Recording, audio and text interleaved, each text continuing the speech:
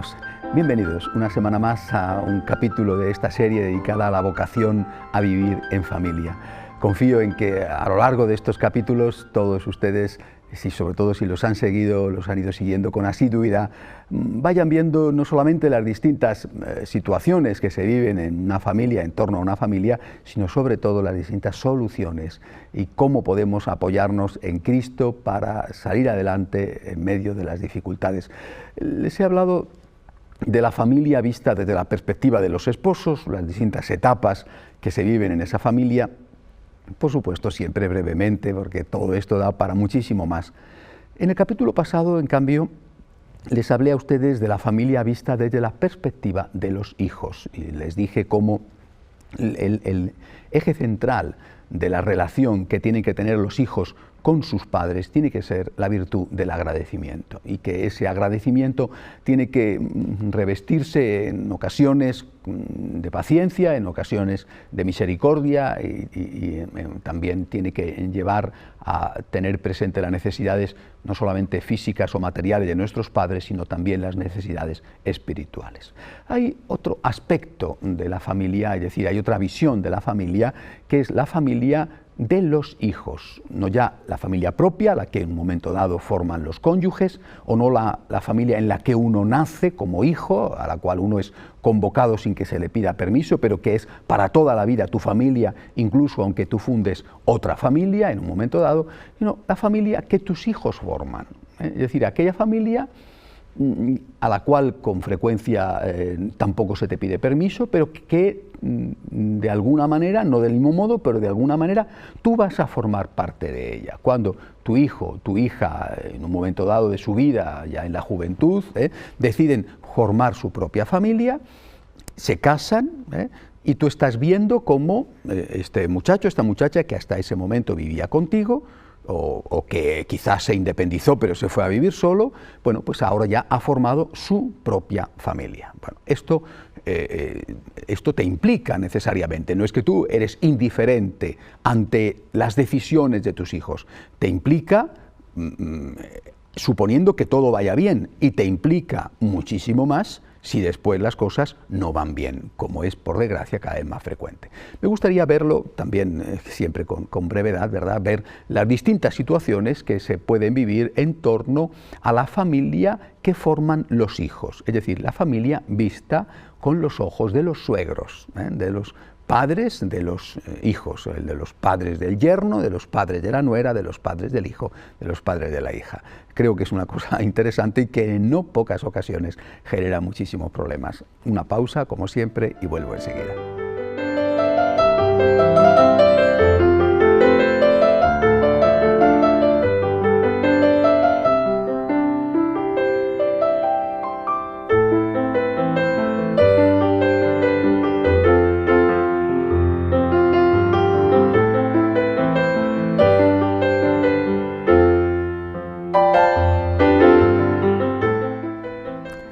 La familia, por lo tanto, vista desde la perspectiva de los suegros, es decir, la familia que forman los hijos. Hay al menos tres momentos, y algunos de ellos con distintas posibilidades. El momento del noviazgo, el noviazgo de tus hijos, no ya el que fue tu noviazgo, de eso ya hemos hablado, el noviazgo de tus hijos, la realización de la familia cuando tus hijos se casan o se van a vivir juntos, que son dos posibilidades, se casan por la iglesia o por lo civil, y la otra posibilidad es si quizá tus hijos, tu hijo, tu hija, rompe su matrimonio. Bien, tres situaciones que me gustaría brevemente analizar. Bien, en primer lugar, el tema del noviazgo de tus hijos. Es un momento en el cual es muy importante el consejo de los padres. Hablo de consejo, no de imposición. Un consejo que es imprescindible que se dé, imprescindible, pero también es imprescindible que se dé con inteligencia. Naturalmente que todo va a depender del tipo de relación que tengan los padres con el hijo en ese momento, con la hija, con los hijos. Sí es una relación fluida, por ejemplo, la mamá con la hija, es una relación fluida, una cierta relación, una cierta amistad, porque una madre, un padre no es nunca un amigo o una amiga, ¿no? Amigos podemos tener muchos, padres o madres solamente tenemos uno, pero hay una cierta relación de una cierta amistad, de fluidez. Bueno, entonces digamos, la posibilidad de influir, de aconsejar es mayor. Si por el contrario, porque los hijos están en una actitud de adolescencia rebelde, aunque hayan pasado la edad o la adolescencia, bueno, no hay forma de decirles nada, cualquier cosa que se les diga es contraproducente, porque si les dices A, ellos van a hacer B, y si les dices este no es el camino, ellos van a elegir justamente lo contrario a lo que tú les dices, entonces, pues digamos que la capacidad de consejo es menor y hay que extremar la prudencia para no conseguir los resultados contrarios a los deseados. En cualquier caso, es muy importante en esa etapa del noviazgo el consejo por parte de los padres. Y este consejo, siempre que se pueda, ojalá debería de poderse siempre, pero en fin, bueno, no siempre se puede, este consejo tiene que ir revestido sobre todo del testimonio. Es decir, tú puedes hablarle a tus hijos sobre lo que sería bueno que hicieran, sobre las condiciones que tú estás viendo que tiene su enamorado, su enamorada, es decir, el chico o la chica con el cual están saliendo de cara a formar su propia familia. Tú puedes decirles, mira, yo creo que no te conviene, a mí me parece que esta persona no es una persona madura, es una, bueno, lo que sea, ¿no? O por el contrario, me parece una persona excelente. Todo eso puedes decírselo, debes de decírselo en función de las circunstancias. Pero creo que es muy importante el testimonio. Que si tienes un mínimo de confianza con tu hijo, con tu hija, tú puedas contar tu propia experiencia de noviazgo. Claro que han pasado tantos años que algunas de las cosas que en tu caso hiciste hoy parecen pasadas de moda, pero aún así tienen seguramente un gran valor.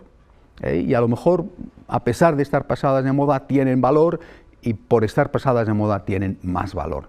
Es muy importante el testimonio, que tú, desde la perspectiva de una vida en parte ya transcurrida, puedas hablar con tu hijo, con tu hija, y decirle, mira hijo, yo también tuve tu edad, yo también me enamoré, y yo también pensaba que me lo sabía todo, que nadie tenía nada que enseñarme, que mis padres no sabían nada de la vida y que yo, en cambio, sí que sabía cómo tenía que dirigir mis pasos. Y sin embargo, en función de esto, de aquello, si yo hubiera tenido más en cuenta lo que mis padres me dijeron, bueno, o gracias a que tuve en cuenta lo que mis padres me dijeron, o mira cómo me equivoqué y mira lo que me está costando, lo que estoy pagando. Bueno, yo creo que en este momento del noviazgo es especialmente importante que los padres hablen con franqueza, con delicadeza, con prudencia con los hijos para orientarles. Después viene la siguiente etapa. Los hijos te hacen caso o no te hacen caso, bueno, eso ya dependerá, y deciden formar su propia familia. Y ahí, como digo, hay distintas posibilidades. ¿Qué hacer cuando los hijos se van a vivir con otra persona? O se casan por lo civil? Son cosas distintas, no tiene la misma gravedad, siendo grave irse a vivir con otra persona que casarse por lo civil, en el sentido de que cuando se casan al menos ya hay un vínculo legal. Cuando se van a vivir con otra persona no hay ni siquiera eso. Esto es, por lo menos en un país como el mío, España, esto es cada vez más frecuente, y esto provoca mucho sufrimiento en los padres católicos. No entienden, son conscientes de que es una situación de pecado, y sufren mucho. Entonces, mi consejo es que en ambos casos, cuando se van a vivir con otra persona o cuando se casan por lo civil, los padres hablen con franqueza, con calma, hablen con los hijos y les hagan saber su opinión. Esto que estás haciendo o esto que vas a hacer no me gusta. Bueno, y creo que es necesario decírselo. Por supuesto que esa opinión de los padres no va a ser tenida en cuenta con mucha probabilidad, o incluso va a ser rechazada. No solamente no va a ser tenida en cuenta, sino que va a ser rechazada. Aún así, hay que decírselo. Es decir, a los hijos no les puede faltar en ese momento el consejo paterno, la opinión paterna. No les puede faltar. Sería un error que los padres se callaran. aunque no se les vaya a escuchar o incluso aunque vayan a reaccionar en contra, los padres tienen el deber moral de decirle a su hijo o a su hija: esto que vas a hacer no me gusta, y decírselo además no solamente desde la perspectiva humana, mira que no tienes ni siquiera un vínculo jurídico que te proteja, sino desde la perspectiva espiritual. Esto que estás haciendo es un pecado mortal. Claro, pero yo no practico, o yo no tengo tus criterios, o a mí me parece que, o, en fin, o incluso alguno puede decir: yo conozco un cura que me dice que está bien, porque de todo hay en la viña del Señor. Pero tú tienes que decirle: hijo mío, tú eres mayor de edad, tú efectivamente vas a hacer lo que tú quieras, pero yo quiero decirte que esto que estás haciendo de irte a vivir con tu novia, de irte a vivir con tu novio o de casarte por lo civil, esto es un pecado mortal. Esto a mí me hace daño porque soy tu padre, tú sabes que soy católico, soy tu madre, tú sabes que soy católica, y esto es algo que no puedes hacer. Que lo vas a hacer es otra cuestión, pero es algo que no puedes hacer.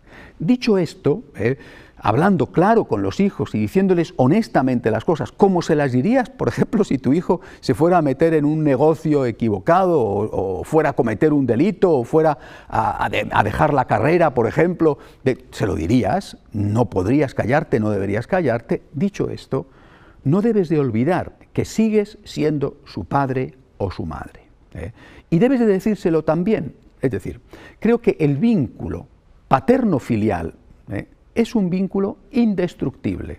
Será un mal hijo, pero es tu hijo. Estará en situación de pecado, pero es tu hijo. ¿Qué ocurriría si, por ejemplo, fuera un delincuente y marcharse a vivir con la novia, con el novio o casarse por lo civil no le convierte en un delincuente? Será un pecado mortal, rompe su relación con Dios, pero no le convierte en un delincuente. ¿Qué ocurriría si fuera un delincuente?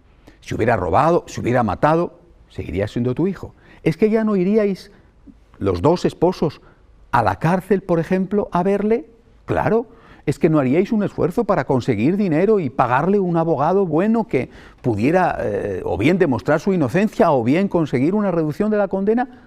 Por supuesto, es tu hijo. Y cuando a veces los padres me preguntan: ¿qué tengo que hacer? Mi hijo se casa por lo civil, ¿qué tengo que hacer? Mi consejo es siempre el mismo. Háblales francamente, diles que te disgusta lo que están haciendo, diles que no estás de acuerdo con lo que están haciendo o con lo que van a hacer, pero es tu hijo.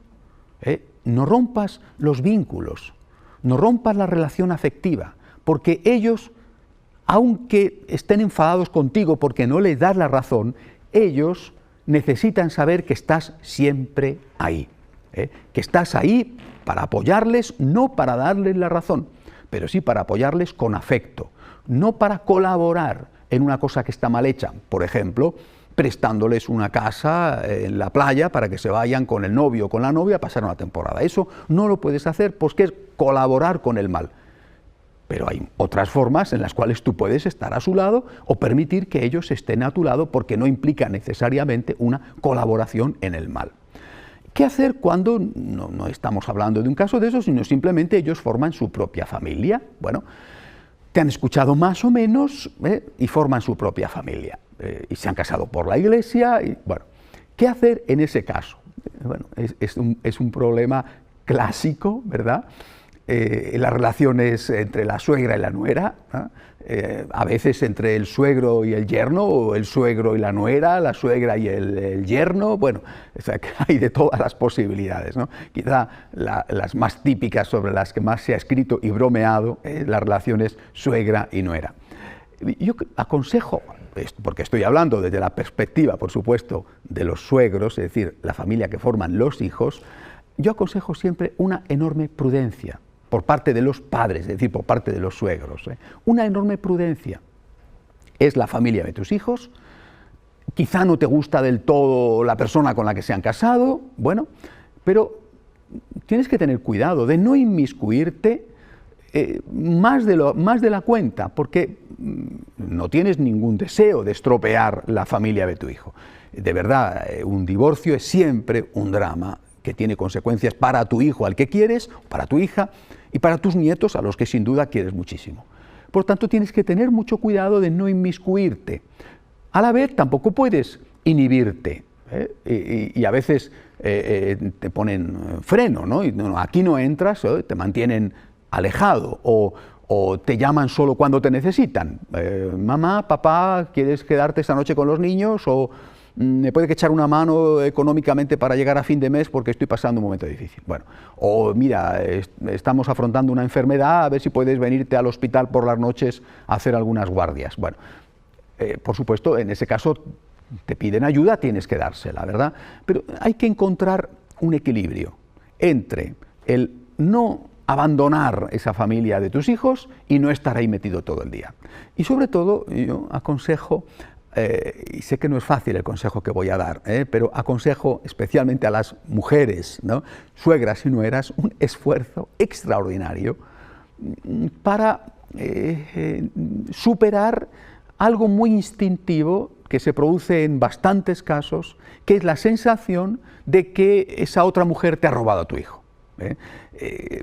Hay problemas entre las suegras y los yernos, hay problemas entre los suegros y las nueras y los suegros y los yernos, pero donde más problemas se presentan, y también lo digo, repito, como sacerdote que escucha y que ha escuchado mucho, es entre suegras y nueras, ¿no? Porque la suegra, sin darse cuenta, porque no se da cuenta, porque no es consciente, tiende a experimentar que otra mujer, la nuera, le ha robado a su hijo y a su hijo querido y a su hijo del alma. Y esto, en no pocos casos, es una relación enfermiza. Es una relación que, sin darse cuenta la suegra, puede contribuir a la destrucción del matrimonio de su hijo. Porque su hijo la quiere como madre, la quiere y además quiere quererla y no quiere dar un portazo y cortar toda comunicación. Y es muy duro para el hijo que le obliguen a enfrentarse a la hora de elegir entre estar con la familia que él ha formado, su mujer y sus propios hijos, y la familia de la que procede, sus padres. Es decir, tener que elegir entre los padres o la propia familia es una elección dramática, y es una elección a la cual francamente no habría que forzar a nadie, ¿no? Por eso, repito, es muy importante por parte de los suegros, en particular de la suegra, hacer un esfuerzo para no inmiscuirse, para tener una cierta comprensión y misericordia con la nuera. Bueno, jamás lo hará como tú, nunca cocinará como tú, nunca hará las cosas como tú, entre otras cosas porque es más joven, es de otra generación, bueno, todo eso, pero a lo mejor es que tú tienes unas gafas puestas bastante oscuras y te estás fijando solo en lo malo y no te estás viendo lo bueno. Que quizá tengas toda la razón del mundo y tu nuera es una bruja, una arpía, un monstruo malvado, bueno, pero a lo mejor no es tan mala como tú estás haciendo ver y estás intentando decírselo a tu hijo. Además, con cuánta frecuencia no sucede igual con los hombres, pero sí con las mujeres, no siempre, pero con mucha frecuencia, el enfrentamiento no es abierto. No vas a tu hijo y le dices, tu mujer es un bicho, pero vas a tu hijo dándole unas quejas indirectas que le están malmetiendo contra su esposa. Esto, repito, puede llegar a romper un matrimonio. ¿Y qué ganas con que tu hijo rompa su matrimonio y vuelva de nuevo a tu hogar? Pero es que no te das cuenta de que le has hecho un desgraciado. El objetivo de los padres tiene que ser ayudar a sus hijos a que saquen adelante su propio matrimonio, no poner palos en las ruedas para que el matrimonio de sus hijos se rompa. Si se rompe ese matrimonio, oye, que no sea por culpa tuya, se ha roto, quizás se equivocaron en el noviazgo, no eligieron a la persona adecuada, por supuesto, pero que no te quede a ti en la conciencia el decir, bueno, yo he estado poniendo todo tipo de dificultades para que mi hijo o mi hija se divorcien y vuelvan al hogar. Vuelven al hogar, ya nunca es lo mismo, porque vuelven al hogar con 40 años o más, ¿verdad? Y ya no son los muchachos que salieron 20 años antes. El último punto, ¿qué hacer cuando, con culpa de los suegros, de los padres o sin culpa de ellos, qué hacer cuando el matrimonio de los hijos se rompe? Esto, por desgracia, es cada vez más frecuente, ¿verdad? Es una situación dramática, a veces trágica, siempre dolorosa. ¿Qué hay que hacer? Vamos a hacer una breve pausa y en la última parte de este programa daré algunos consejos sencillos sobre cómo comportarse en ese momento difícil. Hasta ahora mismo.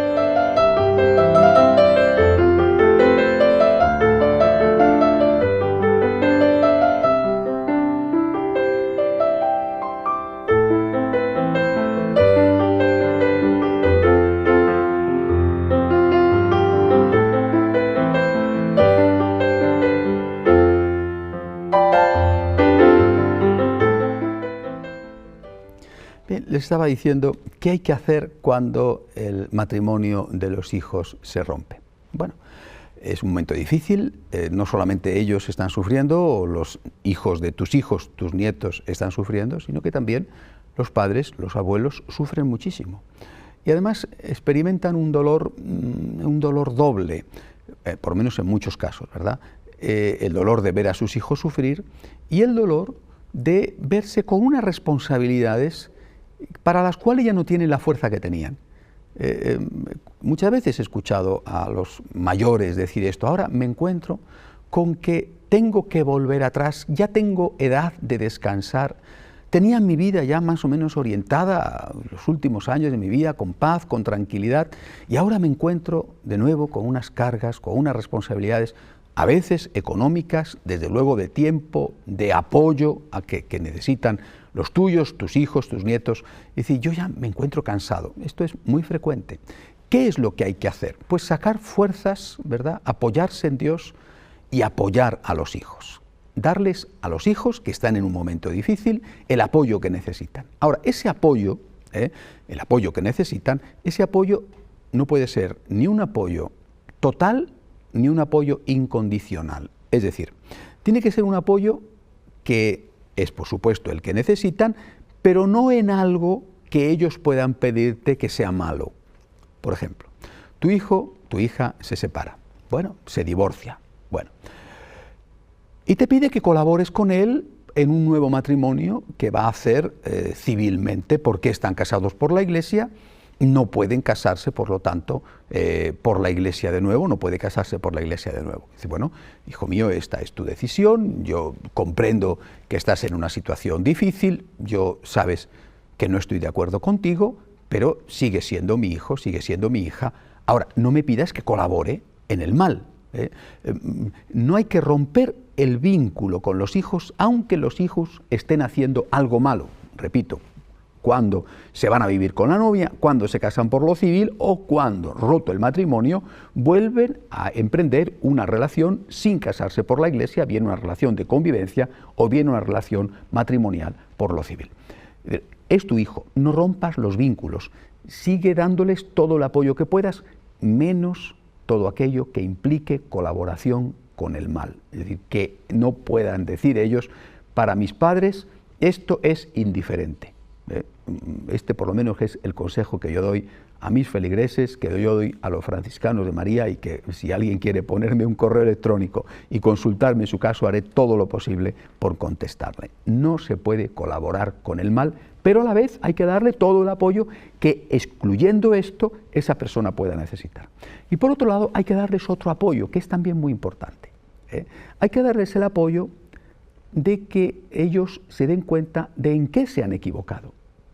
Es un error darles la razón si no tienen la razón, porque por el hecho de ser tu hijo y de quererle mucho y de darles apoyo, no significa que tengan razón. A lo mejor se han equivocado, a lo mejor ha sido culpa de ellos, o al menos ha sido en parte culpa de ellos ese fracaso matrimonial. El amor a tu hijo, el amor a tu hija, pasa por decirles la verdad. Hijo mío, es que tú no has estado pendiente de tu esposa, o tú no has sido paciente con tu marido, o es que, oye, este carácter que tienes realmente te convierte en una persona inaguantable, o mira, esto que te ha pasado es porque te has dedicado tanto al trabajo que has abandonado a la persona que vivía contigo, en fin, lo que sea. Que a lo mejor tu hijo o tu hija es totalmente inocente, bueno, pues entonces no hay ningún problema. Pero si tú ves que hay al menos una parte de culpa en el comportamiento de tu hijo que ha generado esa ruptura, tienes el deber de decírselo. Tienes el deber de decírselo para que madure, para que pueda cambiar y para que una posible nueva relación, que si Dios quiere veremos en el capítulo siguiente cómo se puede conseguir a través de una nulidad matrimonial, pues que no repita los errores que ha repetido, que ha hecho en esta primera relación, porque si no, pues la primera es la primera, la segunda, habrá una tercera, etc. Bien, terminando con esto, nosotros, mi consejo es que hacia las familias de los hijos tenemos que tener un gran respeto, no inmiscuirnos, ayudar siempre, en ningún caso colaborar con el mal. Hasta la semana que viene, si Dios quiere.